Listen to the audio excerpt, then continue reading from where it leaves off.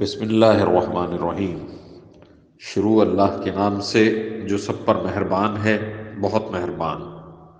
جن لوگوں نے کفر اختیار کر لیا ہے اور دوسروں کو اللہ کے راستے سے روکا ہے، اللہ نے ان کے اعمال اکارت کر دیے ہیں۔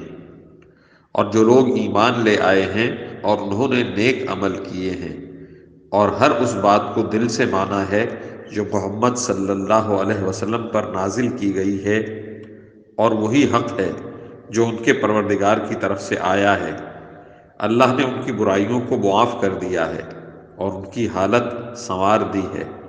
یہ اس لیے کہ جن لوگوں نے کفر اختیار کیا ہے وہ باطل کے پیچھے چلے ہیں، اور جو لوگ ایمان لائے ہیں وہ اس حق کے پیچھے چلے ہیں جو ان کے پروردگار کی طرف سے آیا ہے۔ اسی طرح اللہ لوگوں کو بتا رہا ہے کہ ان کے حالات کیا کیا ہیں۔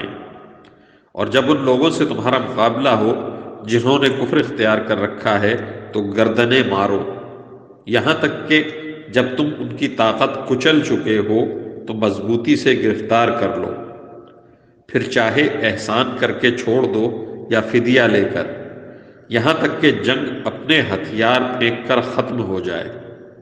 تمہیں تو یہی حکم ہے، اور اگر اللہ چاہتا تو خود ان سے انتقام لے لیتا، لیکن تمہیں یہ حکم اس لیے دیا ہے تاکہ تمہارا ایک دوسرے کے ذریعے امتحان لے۔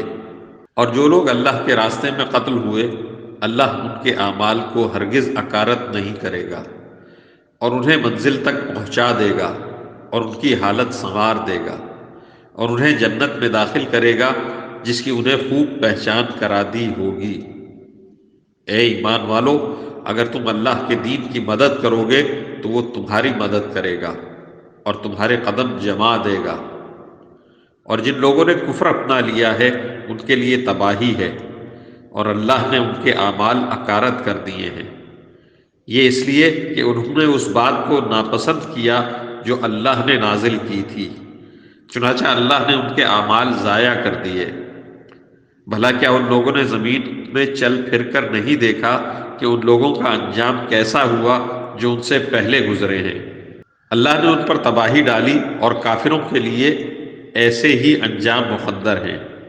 یہ اس لیے کہ اللہ ان لوگوں کا رکھوالا ہے جو ایمان لائیں، اور کافروں کا کوئی رکھوالا نہیں ہے۔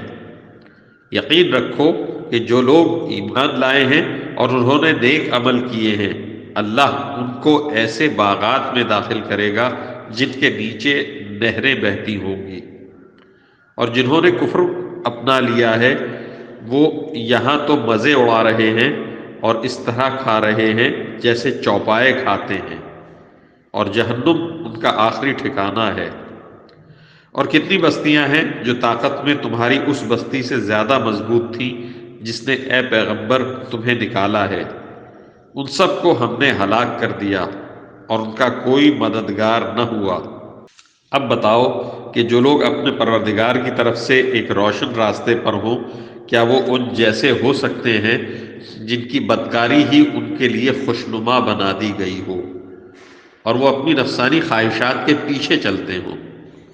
متقی لوگوں سے جس جنت کا وعدہ کیا گیا ہے اس کا حال یہ ہے کہ اس میں ایسے پانی کی نہریں ہیں جو خراب ہونے والا نہیں، ایسے دودھ کی نہریں ہیں جس کا ذائقہ نہیں بدلے گا، ایسی شراب کی نہریں ہیں جو پینے والوں کے لیے سراپا لذت ہوگی، اور ایسے شہد کی نہریں ہیں جو نتھرا ہوا ہوگا، اور ان جنتیوں کے لیے وہاں ہر قسم کے پھل ہوں گے اور ان کے پروردگار کی طرف سے مغفرت۔ کیا یہ لوگ ان جیسے ہو سکتے ہیں جو ہمیشہ دوزخ میں رہیں گے اور انہیں گرم پانی پلایا جائے گا، چنانچہ وہ ان کی آنتوں کو ٹکڑے ٹکڑے کر دے گا؟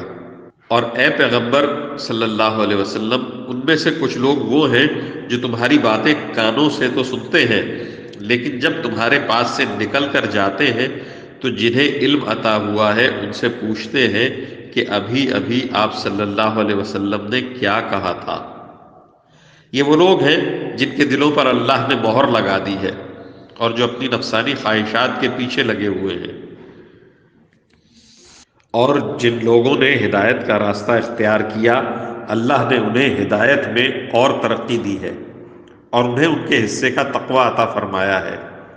اب کیا یہ کافر لوگ قیامت ہی کا انتظار کر رہے ہیں کہ وہ یکایک ان پر آن پڑے؟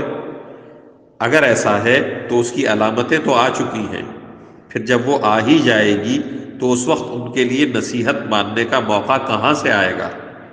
لہٰذا اے پیغمبر صلی اللہ علیہ وسلم، یقین جانو کہ اللہ کے سوا کوئی عبادت کے لائق نہیں ہے، اور اپنے قصور پر بھی بخشش کی دعا مانگتے رہو، اور مسلمان مردوں اور عورتوں کی بخشش کی بھی، اور اللہ تم سب کی نقل و حرکت اور تمہاری قیام گاہ کو خوب جانتا ہے۔ اور جو لوگ ایمان لائے ہیں وہ کہتے ہیں کہ کیا اچھا ہو کہ کوئی نئی صورت نازل ہو جائے۔ پھر جب کوئی جچی تلی صورت نازل ہو جائے اور اس میں لڑائی کا ذکر ہو تو جن لوگوں کے دلوں میں روگ ہے تم انہیں دیکھو گے کہ وہ تمہاری طرف اس طرح نظریں اٹھائے ہوئے ہیں جیسے کسی پر موت کی غشی تاریک ہو۔ بڑی خرابی ہے ایسے لوگوں کی، یہ فرما برداری کا اظہار اور اچھی اچھی باتیں کرتے ہیں، لیکن جب جہاد کا حکم پکا ہو جائے اس وقت اگر یہ اللہ کے ساتھ سچے نکلیں تو ان کے حق میں اچھا ہو۔ پھر اگر تم نے جہاد سے منہ موڑا تو تم سے کیا توقع رکھی جائے؟ یہی کہ تم زمین میں فساد مچاؤ اور اپنے خونی رشتے کاٹ ڈالو۔ یہ وہ لوگ ہیں جن کو اللہ نے اپنی رحمت سے دور کر دیا ہے، چنانچہ انہیں بہرا بنا دیا ہے اور ان کی آنکھیں اندھی کر دی ہیں۔ بھلا کیا یہ لوگ قرآن پر غور نہیں کرتے، یا دلوں پر وہ تالے پڑے ہوئے ہیں جو دلوں پر پڑا کرتے ہیں؟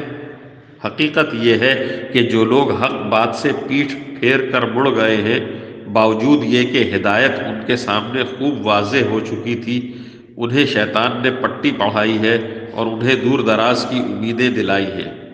یہ سب اس لیے ہوا کہ جو لوگ اللہ کی نازل کی ہوئی باتوں کو ناپسند کرتے ہیں، ان منافقوں نے ان سے یہ کہا ہے کہ بعض معاملات میں ہم تمہاری بات مانیں گے، اور اللہ ان کی خفیہ باتوں کو خوب جانتا ہے۔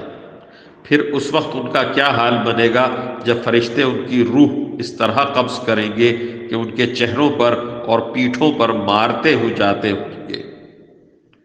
یہ سب اس لیے کہ یہ اس طریقے پر چلے جس نے اللہ کو ناراض کیا، اور اس کی رضامندی حاصل کرنے کو خود انہوں نے ناپسند کیا، اس لیے اللہ نے ان کے اعمال اکارت کر دیے۔ کیا وہ یہ سمجھتے ہیں کہ ان کے چھپے ہوئے کینوں کو اللہ کبھی ظاہر نہیں کرے گا؟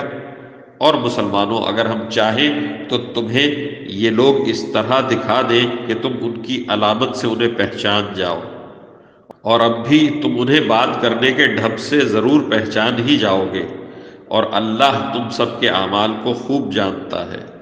اور ہم ضرور تمہیں آزمائش میں ڈالیں گے تاکہ ہم یہ دیکھ لیں کہ تم میں سے کون ہیں جو مجاہد اور ثابت قدم رہنے والے ہیں، اور تاکہ تمہارے حالات کی جانچ پڑتال کر لیں۔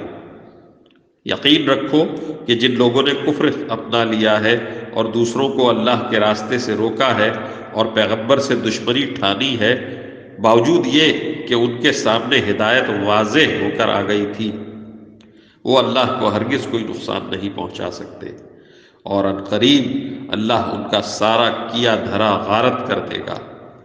اے ایمان والو، اللہ کی اطاعت کرو اور رسول کی اطاعت کرو، اور اپنے اعمال کو برباد نہ کرو۔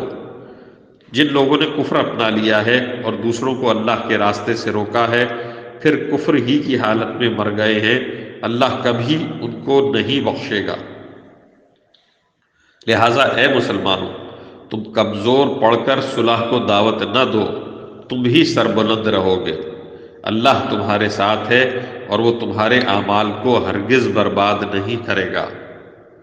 یہ دنیاوی زندگی تو بس کھیل تماشا ہے، اور اگر تم ایمان لاؤ اور تقوی اختیار کرو تو اللہ تمہارے اجر تمہیں دے گا اور تمہارے مال تم سے نہیں مانگے گا۔ اگر وہ تم سے تمہارے مال طلب کرے اور تم سے سب کچھ سمیٹ لے تو تم بخل سے کام لوگے، اور وہ تمہارے دل کی ناراضیوں کو ظاہر کر دے گا۔ دیکھو تم ایسے ہو کہ تمہیں اللہ کے راستے میں خرچ کرنے کے لیے بلایا جاتا ہے، تو تم میں سے کچھ لوگ ہیں جو بخل سے کام لیتے ہیں، اور جو شخص بھی بخل کرتا ہے وہ خود اپنے آپ ہی سے بخل کرتا ہے، اور اللہ بے نیاز ہے، اور تم ہو جو محتاج ہو، اور اگر تم منہ موڑو گے تو وہ تمہاری جگہ دوسری قوم پیدا کر دے گا، پھر وہ تم جیسے نہیں ہوگے۔